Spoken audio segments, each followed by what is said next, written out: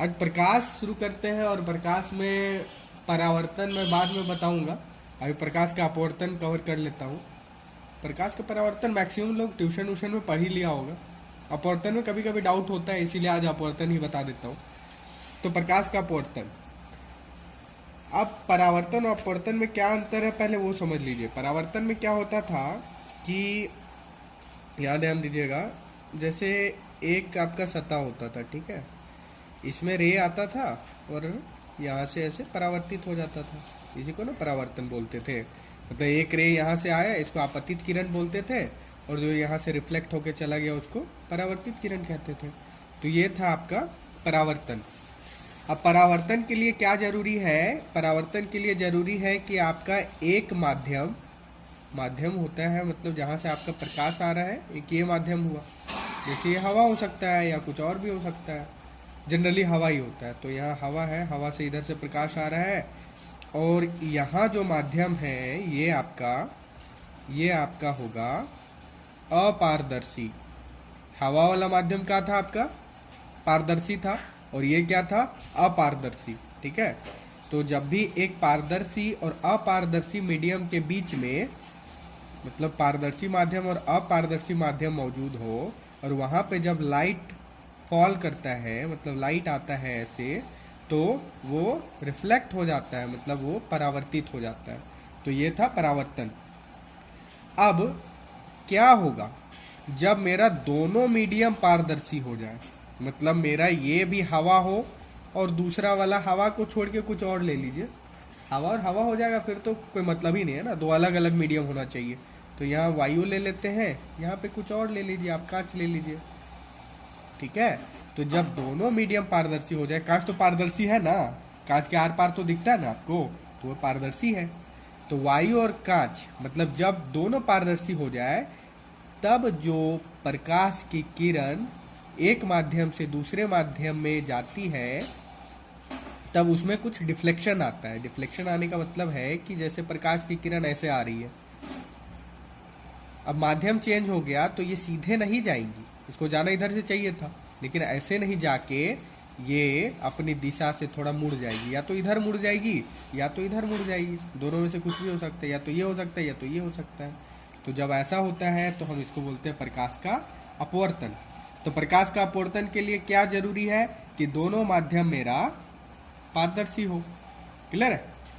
और परावर्तन में मेरा जो लाइट यहाँ से आके उधर चला जाता था, वो ऐसे नहीं जाके वो मीडियम में ही प्रवेश कर जाएगा। ठीक है, अब इसको समझने के लिए आप अपने डेली यूजेज में, जनरली आदमी करता नहीं है, फिर भी आप करके देखिएगा। एक कांच का ग्लास लीजिएगा, देखिए कांच का ग्लास लिए, उसमें हम आधा पानी भर दिए, ठीक है। अब उसमें अपना पेन या पेंसिल को डुबा के देखिए, जैसे हम डुबाए हैं, देखिए पेन या पेंसिल, और ऊपर से आप उसको झांकिए पानी के अंदर, तो आप देखिएगा कि आपका जो पेन या पेंसिल है ये आधा दूर तक तो ठीक है, आप जैसे डालें वहां तक, जहां तक पानी का सतह है वहां तक, ठीक है। उसके बाद जब आप पानी के अंदर देखिएगा तो आपको दिखेगा कि वो थोड़ा टेढ़ा है। देखिए, इसके हिसाब से इसको ऐसे जाना चाहिए, लेकिन ये थोड़ा टेढ़ा है, करके देखिएगा। तो ये वही चीज है, यहाँ पे आपका वायु था या पानी भरे नहीं है, यहाँ पे क्या आपका पानी है, मतलब आपका जल है। अब दोनों मीडियम पारदर्शी है, पानी अगर साफ हो तो आपको उसके नीचे का चीज दिखेगा ना, तो पारदर्शी मीडियम है। तो जब भी दोनों पारदर्शी मीडियम के बीच में एक लाइट फॉल हो रहा है, तो एक मीडियम से दूसरे मीडियम में प्रवेश कर जा रहा है, लेकिन कुछ डिफ्लेक्शन आ रहा है। डिफ्लेक्शन आने का मतलब है कि उसके राह से थोड़ा भटक जा रहा है, इसको आना इधर चाहिए था लेकिन ये जा इधर रहा है। तो इसी को बोलेंगे प्रकाश का अपवर्तन। मतलब आपको जो वो पेंसिल या पेन टेढ़ा दिखता है पानी के अंदर, वो किसके कारण है? प्रकाश का अपवर्तन के कारण। तो प्रकाश का अपवर्तन समझ में आ ही गया होगा, जनरली फेनोमेनन क्या होता है, एक्चुअली क्या क्या चाहिए होता है, दोनों मीडियम पारदर्शी होना चाहिए, समझ में आ गया है। तो आइए कांच का स्लैब लेते हैं और उसमें कुछ कुछ समझने का कोशिश करते हैं। अलग अलग टर्म है, जैसे आपतित किरण है, अपवर्तित किरण है, अपतन कोण, अपवर्तन कोण। आप लोग को इसके बारे में आगे बहुत कुछ मिलेगा, क्वेश्चन भी मिलेगा इससे रिलेटेड, इसलिए इसको समझना जरूरी है, बहुत इंपॉर्टेंट है। ठीक है, तो ध्यान दीजिएगा। ये हम कांच का स्लैब लिए हैं। स्लैब मतलब एक कांच को आप घनाभाकार या घनाकार में काट दीजिए, उसको स्लैब बोलते हैं। तो हम ऊपर से देख रहे हैं इसीलिए हमको बस एक स्क्वायर दिख रहा है, एक मतलब एक हमको क्वाड्रिलेटरल दिख रहा है उसी कारण, क्योंकि हम उसको ऊपर से देख रहे हैं, ठीक है ना। अब एक काम करते हैं, इसका ये जो सतह है ये ऊपरी सतह है और ये सतह है ये निचली सतह है। तो हम इधर से एक लाइट फॉल करवाते हैं। लाइट फॉल करवाना मतलब टॉर्च वॉर्च मार दीजिए, वैसा कुछ है तो लाइट फॉल करवाने का मतलब वही है।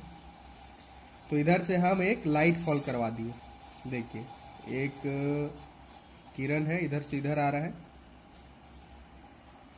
अब इसको हम क्या बोलेंगे? आपतित किरण बोलेंगे। जो लाइट फॉल होता है, जो पहला किरण जो किसी मीडियम पे गिरता है, इसी को आपतित किरण बोलते हैं, ठीक है। और जैसा मैंने बताया था अपवर्तन में क्या होता है कि जो रे है वो अपना राह से भटक जाता है। तो इसको जाना किधर चाहिए था? कायदे से तो इधर जाना चाहिए था, ऐसे आ रहा तो ऐसे जाना चाहिए था, लेकिन भटक के ऐसे चला गया। तो अब ऐसे ही कहा गया कि इधर भी तो जा सकता था। तो ये समझने के लिए आपको सघन माध्यम और विरल माध्यम समझना पड़ेगा। तो सघन माध्यम विरल माध्यम क्या है वो समझते हैं। तो देखिए जो हवा है आपका, जो वायु है, उसको हम बोलते हैं विरल माध्यम, और जो कांच है उसको बोलेंगे सघन माध्यम। आप ऐसे भी समझ सकते हैं कि विरल माध्यम का समझ लीजिए कि थोड़ा क्या बोलते हैं, उसमें जो कण होंगे वो एक दूसरे से दूर दूर होंगे। मतलब जैसे हवा हो गया, जो गैस हो गया, वो सब विरल माध्यम होता है। और वहीं अगर कुछ ठोस मिल गया आपको, जहाँ पे उसके जो कण है वो सामने सामने होंगे, ठीक है ना, तो उसको बोलते हैं सघन माध्यम। समझ रहे कि नहीं? तो ये समझ में आ गया। तो देखिए कांच क्या है? कांच तो ठोस है, ठोस है तो क्या होगा? सघन माध्यम होगा। और वायु क्या है? गैस है, तो क्या होगा? विरल माध्यम होगा, ठीक है। तो जब भी कोई किरण विरल माध्यम से सघन माध्यम की ओर जाती है, ठीक है, क्या है यहाँ पे?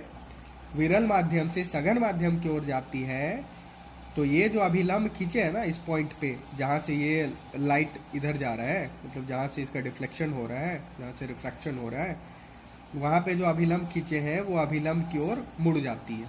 अभिलंब की ओर मुड़ जाती है मतलब इसको जाना इधर चाहिए था, लेकिन यहाँ नहीं जाके ये अभिलंब की ओर मुड़ गई। देखिए अभिलंब इधर है, तो यहाँ से इधर की ओर मुड़ गई। अब यही जब देखिए ये आपतित किरण है, ये अपवर्तित किरण है, यही अपवर्तित किरण जब बाहर निकलेगी तो इसको निर्गत किरण बोलते हैं, ठीक है। तो अब इस पे फोकस कीजिए, यहाँ पे फोकस कीजिए इस लाइन पे। तो इधर क्या है? मेरा सघन माध्यम है, कांच है, और इधर क्या है? मेरा विरल माध्यम है, हवा ही है ना बाहर वाला, ये मेरा विरल माध्यम है, मतलब वायु है। तो फिर देखिए जब सघन माध्यम से विरल माध्यम की ओर जाएगी तो ये अभिलंब से दूर हटेगी। मतलब ये रे ऐसे आ रही थी, ये किरण ऐसे आ रही थी, तो इसको कायदे से जाना चाहिए था इधर, ठीक है ना, लेकिन ये अभिलंब से दूर हटेगी। मतलब अभिलंब इधर है, अब अभिलंब से ये दूर हटेगी। समझ रहे कि नहीं? अच्छा थोड़ा और अच्छे से समझा देता हूँ। जैसे अगर ये अभिलंब के सामने आना होता है इसको, ठीक है, अगर हम बोलते हैं कि अभिलंब के सामने आएगी तो ये जा इधर रही थी, अगर ये इधर आ जाती, थोड़ा इधर आ जाती, तो हम बोलते हैं कि अभिलंब से मतलब अभिलंब की ओर जा रही है। अगर ये इससे इधर जा रही है तो ये क्या हो जाएगा? अभिलंब से दूर जा रही है। तो ये चीज दिमाग में याद रखिएगा, हमेशा दिमाग में इसको बैठा लीजिए कि जब प्रकाश की किरण सघन माध्यम से विरल माध्यम की ओर जाती है तो अभिलंब से दूर जाती है, और जब विरल माध्यम से सघन माध्यम की ओर जाती है तो अभिलंब की ओर जाती है, ठीक है। और यही कारण होता है कि लाइट थोड़ा डिफ्लेक्ट होता है। तो जब कांच का स्लैब है, इसमें देखिए ये जो आपतित किरण है वो अपवर्तित होके ऐसे आ गई। अब ये अपवर्तित किरण जब फाइनली यहाँ से निकलेगी तो फिर ऐसे हो जाएगी। अब इसमें ध्यान देने वाली बात ये है कि ये जो आपका आपतित किरण है और ये जो फाइनली आपका निर्गत किरण है, ये दोनों एक दूसरे का पैरेलल होता है। देखिए पैरेलल दिख रहा है ना आपको? इसको और थोड़ा एक्सटेंड कर देते हैं तो पता चलेगा, और इसको भी थोड़ा एक्सटेंड कर देते हैं। देखिए एक दूसरे के पैरेलल है कि नहीं? पैरेलल मतलब एक दूसरे के समांतर है कि नहीं? समांतर दिख रहा है ना? दोनों के बीच का डिस्टेंस हर जगह सेम है ना, यहाँ यहाँ यहाँ यहाँ हर जगह सेम है। तो जो आपका आपतित किरण और आपका जो निर्गत किरण होगा वो एक दूसरे के समांतर होगा। अब कांच का स्लैब का आपको फेनोमेनन समझ में आ गया होगा, तो हम अपवर्तन का नियम के बारे में बता देते हैं आपको। तो आइए अब हम अपवर्तन का नियम देख लेते हैं। तो अपवर्तन का नियम मतलब जहां भी अपवर्तन हो, जैसे जहां भी आपको दो पारदर्शी मीडियम मिले, जहां भी पारदर्शी माध्यम मिले और प्रकाश एक से दूसरे में प्रवेश कर रहा हो, अपवर्तन हो, तो वहां पे ये दोनों नियम लगेगा ही लगेगा। ठीक है, तो अब क्या बोलता है नियम, सो देखते हैं। तो पहला नियम बोलता है कि आपतित किरण, अपवर्तित किरण और दोनों माध्यमों को पृथक करने वाले पृष्ठ के आपतन बिंदु पर अभिलंब तीनों एक ही तल में होते हैं। तो ये आपतित किरण है, ये अपवर्तित किरण है ना, और ये आपका आपतन बिंदु है। जहां पे आपतित किरण आपका इस तल से कट कर रहा है, इसको बोलते हैं आपतन बिंदु। आपतन बिंदु इसको ओ से डिनोट कर दीजिए, ओ। और इस पे जो अभिलंब खींचे इसका बात कर रहा है ये। ठीक है, तो एक आपतित किरण हो गया, एक अपवर्तित किरण हो गया, और आपतन बिंदु पर अभिलंब, तीनों एक ही तल में होते हैं। अब एक ही तल में बोलने का मतलब है कि मैं समझाता हूँ इसको आपको अच्छे से। एक ही तल का मतलब क्या है, एक ही तल का मतलब है कि जैसे ये आपका आपतित किरण है, ठीक है, ये आपका अपवर्तित किरण और ये आपका अभिलंब है, ऐसे ही है ना। तो तीनों एक ही तल में है ना,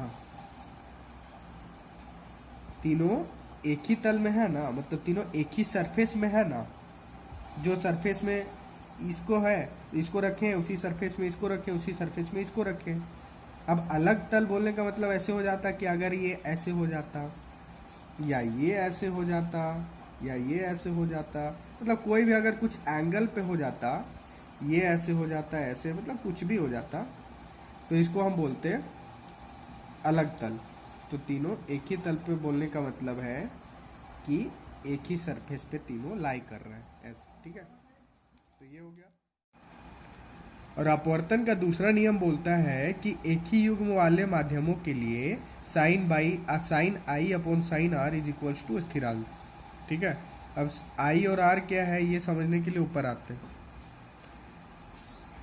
तो देखिए, आई है आपका आपतन कोण, मतलब आपतित किरण और अभिलंब के बीच का कोण, ये आपतन कोण हो गया। और आर है आपका अपवर्तन कोण, मतलब अभिलंब और अपवर्तित किरण के बीच का कोण, ये देखिए आर, ये हो गया अपवर्तन कोण। मतलब साइन ऑफ आपतन कोण बाई साइन ऑफ अपवर्तन कोण, ये आपका एक स्थिरांक होगा, मतलब आपका ये एक कांस्टेंट वैल्यू होगा। अब कांस्टेंट किसके लिए होगा, एक युग्म के लिए। मतलब अगर आप वायु से कांच का युग्म लेते हैं, मतलब इधर वायु है और नीचे आपका कांच है, जैसे यहाँ पे था वायु और कांच का युग्म, ठीक है ना, तो इसके लिए इसका वैल्यू मान के चलिए 1.3 है, होता है कुछ, आप देख लीजिए, आपको आगे पढ़ना अपवर्तनांक में। तो इसके लिए 1.3 है। मतलब जहाँ भी आपको यहाँ वायु मिले और यहाँ कांच मिले, मतलब आपका प्रकाश का किरण वायु से कांच में प्रवेश कर रहा हो, तो उसके लिए sine i by sine r हमेशा 1.3 होगा। ठीक है, और यही अगर दूसरा माध्यम होगा तो ये आपका बदल जाएगा। जैसे अगर आपका वायु से पानी जा रहा हो, पानी में तो आपका पारदर्शी माध्यम है ना, तो वायु से पानी जा रहा हो तो यही स्थिरांक का वैल्यू कुछ और आ जाएगा, 1.5, 1.6, कुछ भी आ सकता है, 1.3 से कम भी हो सकता है। मतलब हर युग्म के लिए अलग अलग वैल्यू होगा। यही आपका बोलता है दूसरा नियम, और इसी को बोलते हैं स्नेल का नियम। स्नेल जैसे लिख देता हूँ, इसको बोलते हैं स्नेल का नियम। तो अगर एग्जाम में आपको पूछ दे कि स्नेल का नियम क्या है, तो आप इसी को बढ़िया से समझा दीजिएगा। ठीक है, रहने देते फिर आज के लिए।